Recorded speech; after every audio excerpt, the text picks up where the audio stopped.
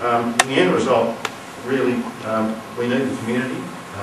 This is not something that this Commission, its board, its CEO, I can do on our own. We need support from the community. I of course understand that from time to time complaints will be disappointed that we haven't taken up their complaint, but we do need the support of the community, and improving the way in which public sector behaves itself is a joint and shared responsibility.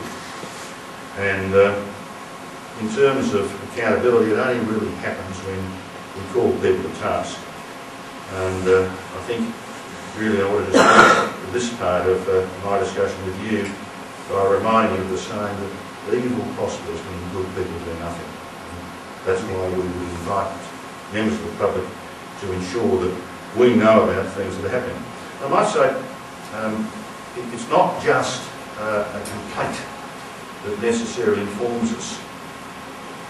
A complaint that we deal with or do not deal with for whatever reasons that individual complaint. It can be that a variety of pieces of information that we get can be valuable. For instance, it might be one event by itself or one incident by itself isn't seen by us as being misconduct. But if it becomes a trend, if it becomes a trend in a certain area, in a certain place, it might be something we want to be looking at. So information is important to us, as well as just people making a complaint. If people think something's not quite wrong, it might be there's not much evidence for that, it might be we can't find any evidence for it, but suddenly over a period of time, the information that we'll be building up can be valuable. So I wouldn't want anyone to think that just because they've got some information or a matter they're concerned about, there's not enough support for it, or we might accept that particular complaint as a matter that we'll act upon, that they should forget about it. I repeat, we've all seen evil happen when good people stand by and do nothing.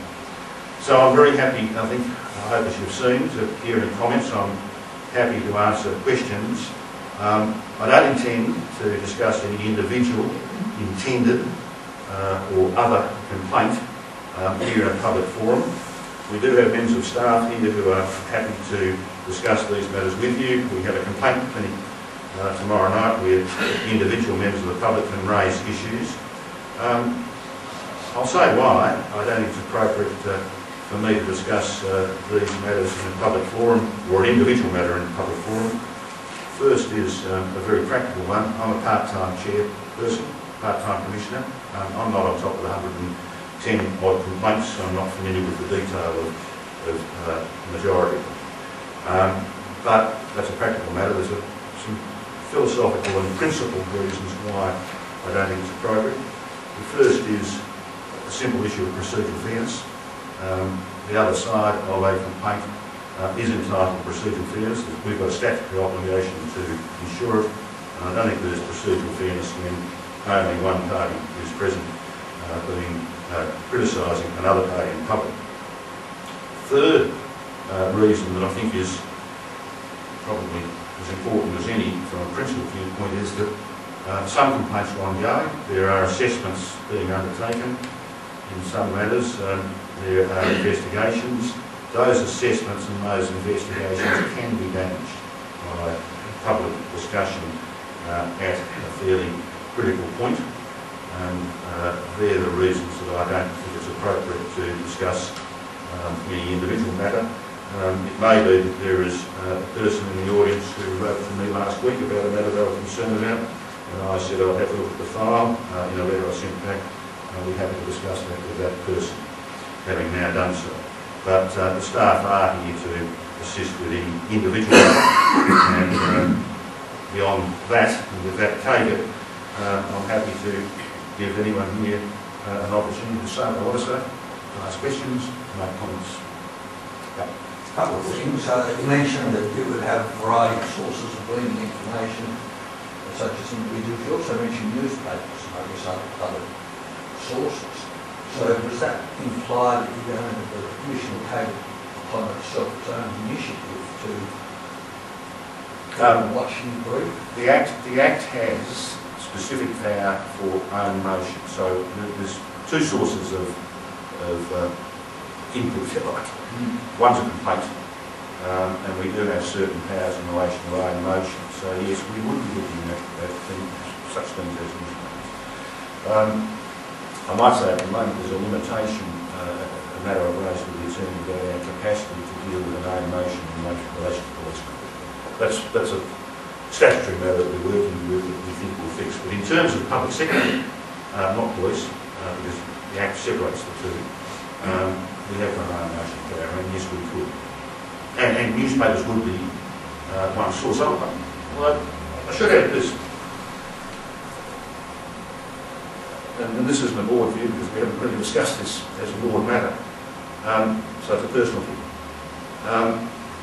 I think one of the big advantages of something like our organisation is looking in the dark corners.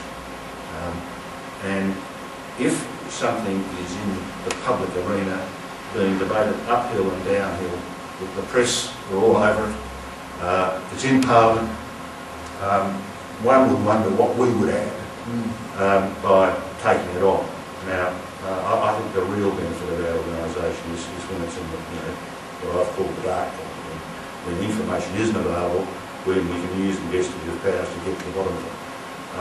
No, Murray, what you would add, and what you would add so vital, is if it is in Parliament, if it is in the newspapers, you would bring the warring factions together. They would have to face each other in a forum. No, we don't. No, well, that's what you've got to do. You said you don't want to sort of like handle the case where only one's presenting their side of the fence. Yeah. So sort of like to bring them both in, that's what everybody would be looking to the Integrity Commission for, a forum where they can face off against whoever they want to face off against. Look, it might be that there's a circumstance where us to conduct a hearing is appropriate, but we would never do that without an investigation first. I mean, the board would never approve it without an investigation first. The only point I was making was that just because something, I was really asking that question, just because something is in the media, I don't think necessarily means that we ought to take it on. It might be that it's in the media and we ought to take it on. I'm not excluding that. All I'm saying is the fact that something... credibility on it. Well, they're a pretty small organisation. I'm not sure that in the press and Parliament, if they're dealing with cases can be slandered. I accept that. It depends what sort of issue we're talking about. Just to follow on. I just want to answer that to say, just because it's in the media, I don't think we would necessarily grab it. It might be we would. So there's going to be a variety of issues you'll deal with. Some will be individual, circumscribed issues, perhaps between individuals or one person and public individuals. But some will be of greater importance to a greater number of people, be in the public interest. Perhaps the outcome will be for the public good rather than individuals. Will you have on the website some of those major issues or major cases that are under review so that other people who may feel that they've got something to contribute will be prompted by that and they'll have some input? Because I suspect there will be a number of issues that you are investigating, which I might not know about this gentleman, but which we may feel we've got some valuable information to. I understand the gravity of that, and in fact in some circumstances it could be that there's weight in that proposition. I can see the point that you're making. I think they'll be useful without breaching confidentiality. Well, that's the conflict. Yeah. And I'm thinking on the feet. I can see that the weight, and there might be certain issues that are brought to us that are, sufficiently public, where you would think about doing that. I mean, confidentiality is it's a precious power. You can overdo it and turn the thing into a secret society, and we don't want that. But at the same time, we do want to protect people who bring complaints to us. We do want to encourage whistleblowers by giving them appropriate protection. We have to accord procedural fairness. So if somebody makes a complaint about an individual office holder, that it's not all over the front page of the paper. I mean, the moment we put something on the website, it's all over the front page of the paper. So, look, it's a delicate balance, and I do respect the point you make. I think there is a reasonable argument to say that we could be getting one view of something that there's a lot more that could be contributed to if other people knew we're actually doing it. Yes. But at the same time, you know, look, and to a degree, these are early days for us. I have a view that we should be cautious, because if we get pulled into the Supreme Court and come to grief because we've exceeded power, we won't have done the community much good. So now that's a personal view of mine, not one that the board's expressed, but I think we do things slowly. I think that, I mean, we've been going 7 months. We've probably made some mistakes.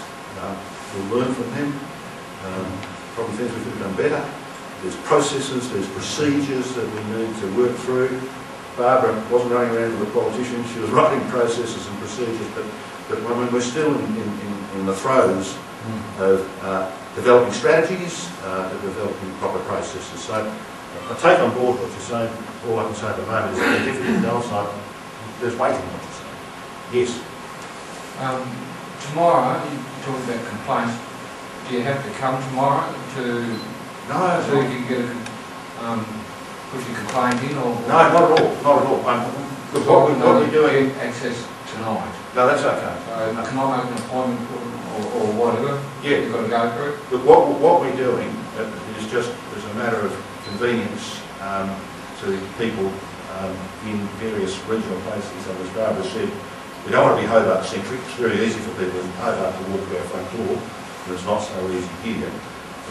With these sessions, we've been setting up what we call complaint clinics. Not my word, someone else's word, but that's what we're doing, giving advice to people about how to make a complaint. But you don't have to attend that. That's not the only route that we're So if I want to put in, you know, my grievances, yep. I'll go onto your website or... Website. And somebody the other back's pointing because...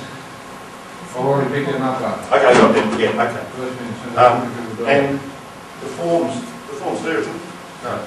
Yeah, here we are. There's a form. Did you get that? I've got that. Okay. Well, that's all we need. That's all we need. I've got to fill it out. And fill it in, post it, you can... So I don't have to come tomorrow. You don't have to come tomorrow, absolutely. If you'd like to, you can. You don't have to. No trouble. Thank you. Yeah. I have a couple of points. Got point 4 there, reporting misconduct by public officials to the Integrity Commission or other relevant body. Yep. If one of the other relevant bodies is part of the complaint, we will be investigating the other relevant body. That's interesting. Just so I understand that, if say about dot point 4, if you've got a complaint that a particular person involved in a... Or an office. Yeah, okay, an officer in a department is guilty of misconduct. So the Ombudsman's office, for example. Well, reporting misconduct by public officials to us or to other relevant bodies. Will you take on complaints about... If they're brought to us, we'll take on any complaint that's brought to us. We will examine. Now, we might refer it to the other body to have a look at, but we will certainly look at it as an assessment. Yes. Unless it's not in our jurisdiction. If it's clearly not in our jurisdiction. I mean, if you want to make a complaint against the local campus, that's not within our jurisdiction, we wouldn't investigate that. But if it's in our jurisdiction, we will certainly assess it. The Ombudsman's office in your jurisdiction? The Ombudsman, all principal officers